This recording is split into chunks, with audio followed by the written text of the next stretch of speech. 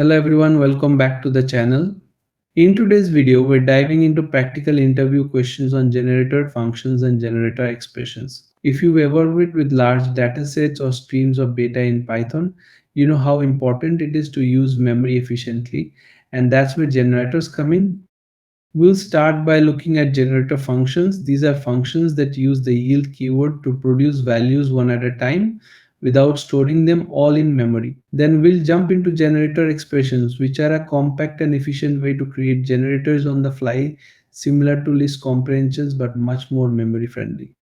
Throughout this video, I'll walk you through some practical interview style questions to help you master these concepts, and by the end, you'll feel confident answering any generator related question in your next Python interview.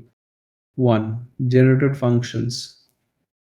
A generator function in Python is a special kind of function that doesn't return all its results at once. Instead, it produces a series of values over time using the yield keyword. When the function encounters yield, it pauses, saves its current state, and returns a value to the caller. The next time the generator is called, it picks up right where it left off, allowing you to produce values one at a time. This makes generator functions incredibly useful for working with large datasets or streams of data as they don't store everything in memory. It's a smart way to handle data efficiently, especially when you don't need all the results at once. To create one, you define a function like normal, but instead of using return, you use yield to return values one at a time. The syntax for a generator function looks like a regular function but uses yield instead of return. When the function hits yield, it pauses and returns a value, resuming when called again. This allows the generator to produce values one at a time rather than all at once. 2. Generator expressions. Generator expressions in Python are a compact and efficient way to create generators. They work similarly to list comprehensions but with one key difference. Instead of generating the entire list in memory, they produce values one at a time as needed. This makes generator expressions much more memory efficient, especially when working with large datasets or infinite sequences.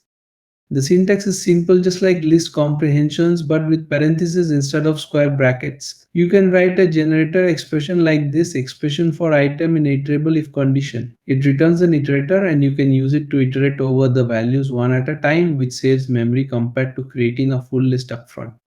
Now, let's dive into some practical interview questions on generator expressions. These questions are designed to test your understanding of how to work with generators efficiently, especially when dealing with large datasets or when memory optimization is critical. We'll go through a series of examples, from creating basic generator expressions to more advanced cases where conditions and operations are applied. By mastering these, you'll be ready to tackle any interview question involving generators, whether you're generating sequences, filtering data, or processing data streams.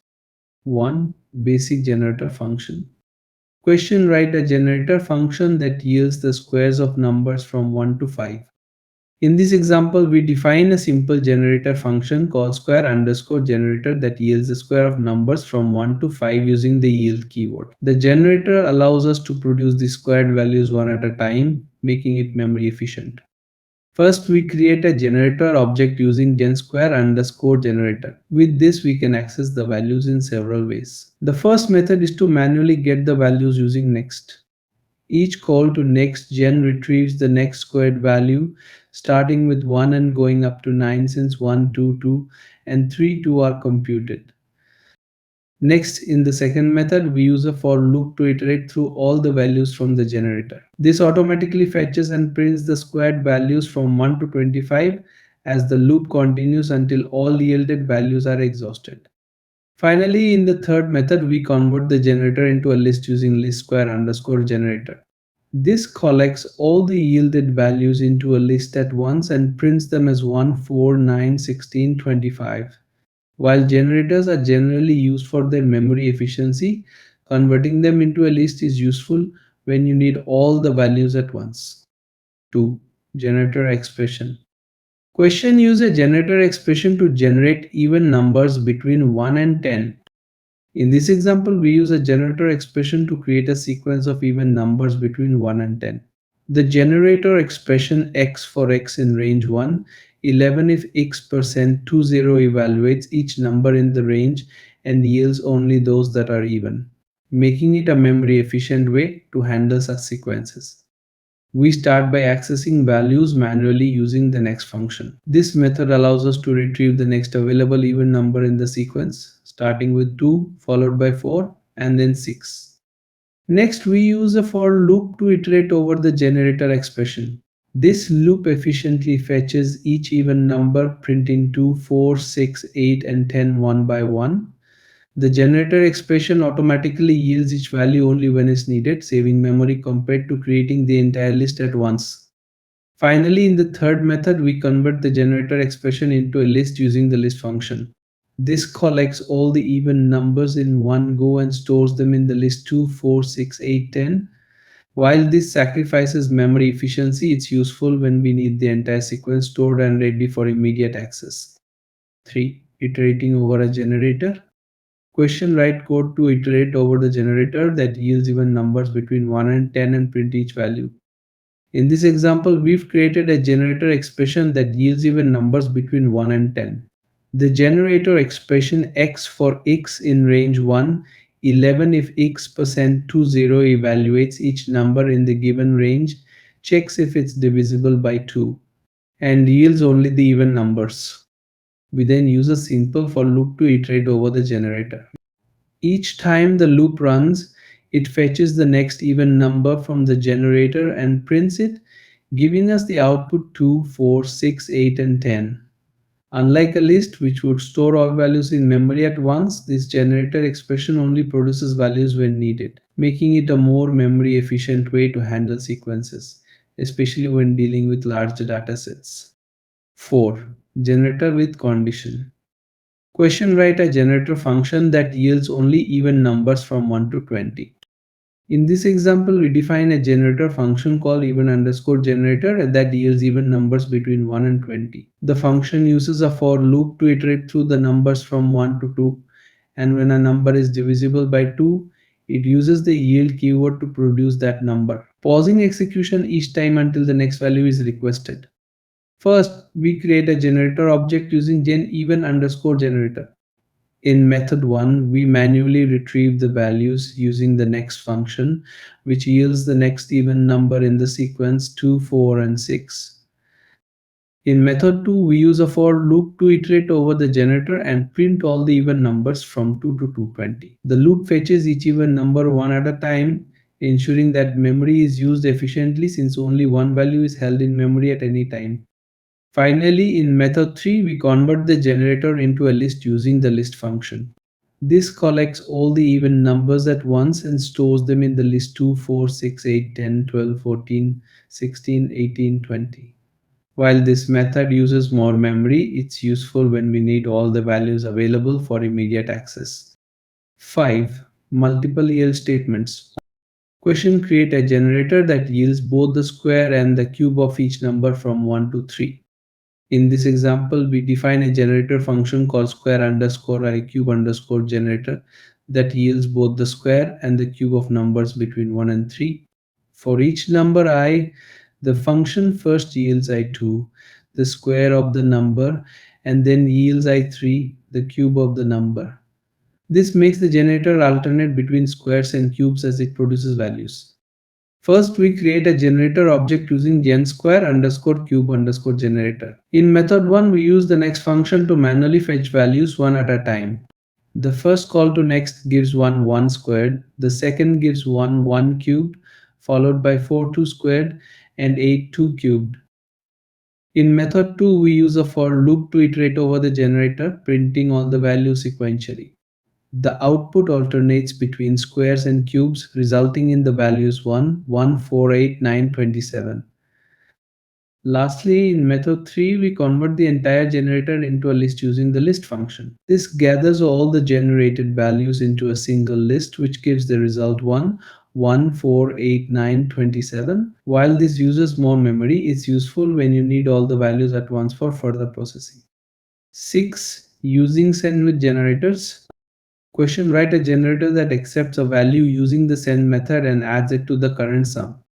In this example, we define a generator function called accumulator that keeps track of a running total. The generator starts with a total of 0 and each time it is resumed, it waits for a number to be sent to using the send method. The generator yields the current total and then adds the sent number to the total. This pattern allows us to build up a total over time while controlling the flow of values into the generator.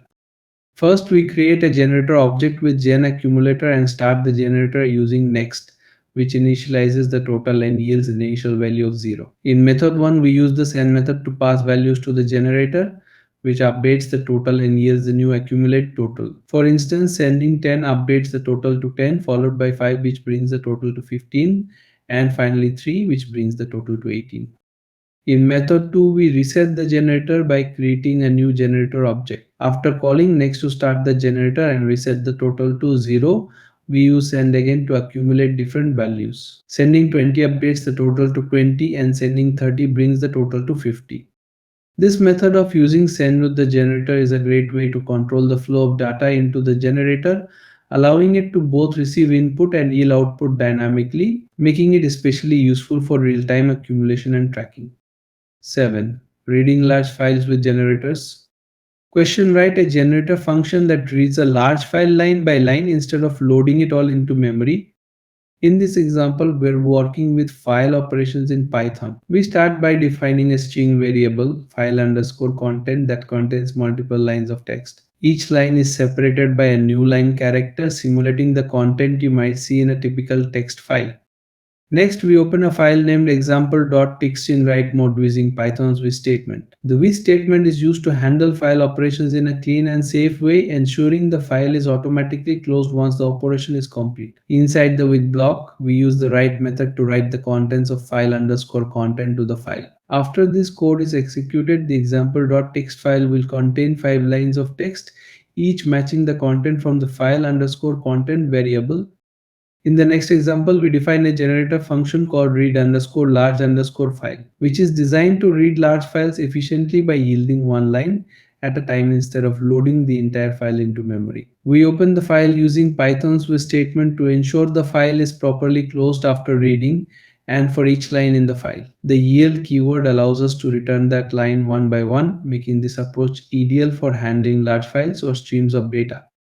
First, in method 1, we use a for loop to iterate over each line returned by the generator function. As each line is yielded from the file, we print it out using println.strip, where strip removes any extra new line characters for cleaner output.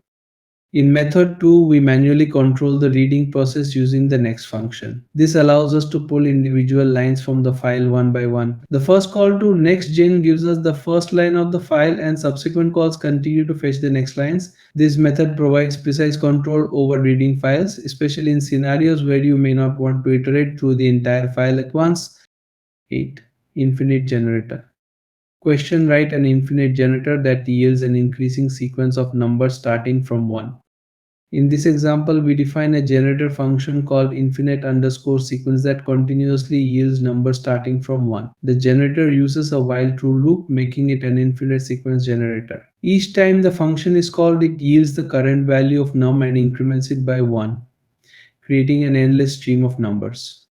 In method 1, we use the next function to manually retrieve values from the generator. Each call to nextgen produces the next number in the sequence, starting with 1 and incrementing with each call. The first few outputs are 1, 2, 3, and 4.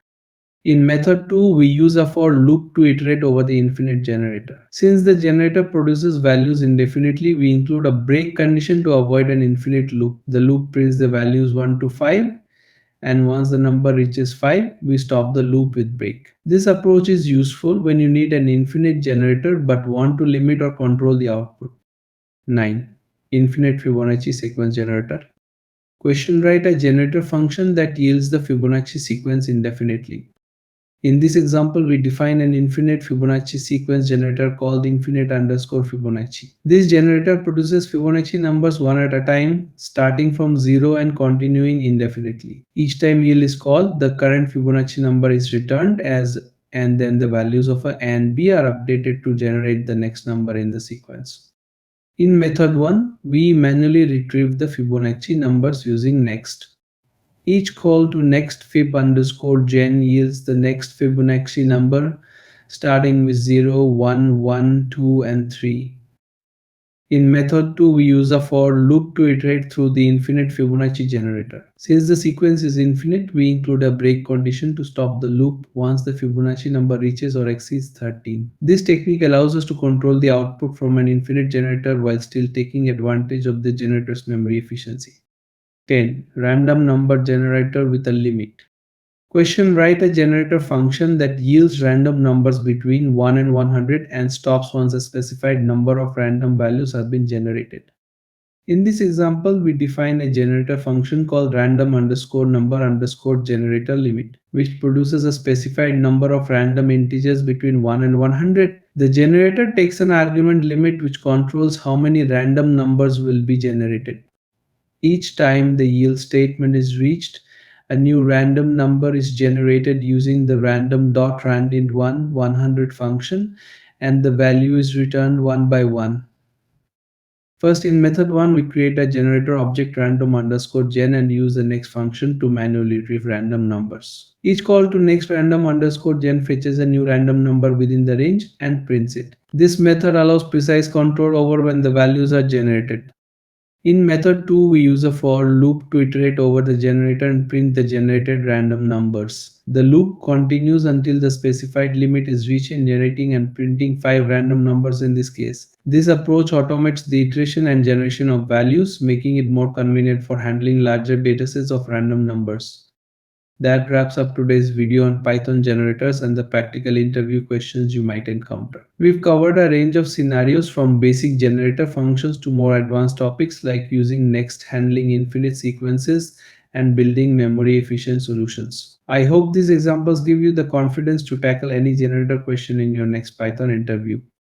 If you found this video helpful, don't forget to give it a thumbs up and subscribe for more Python interview prep content. Let me know in the comments if you have any questions or if there's a specific topic you'd like me to cover next. Thanks for watching, and I'll see you in the next one.